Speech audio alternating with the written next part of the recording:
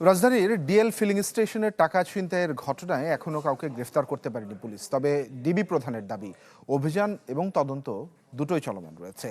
রাজধানী মিন্টু রোডে DMP media সেন্টারে সংবাদ সম্মেলনে ডিবি প্রধান জানিয়েছেন শিগগিরই অপরাধীরা গ্রেফতার হবে। অন্যদিকে হাতিরঝিল এলাকা থেকে দেশি বিদেশি অস্ত্রসহ ডাকাত দলের 4 সদস্যকে গ্রেফতার করা হয়েছে বলে জানান তিনি। এছাড়া রাজধানীর পল্লবী থানা এলাকায় বিএনপি নেতা আলমগীর হোসেনকে গুলি করে হত্যা চেষ্টার মামলায় প্রধান আসামি রুবেল ওরফে ল্যাংড়া রুবেল সহ দুজনকে গ্রেফতারের কথাও জানান গোয়েন্দা পুলিশের এই শীর্ষ কর্মকর্তা।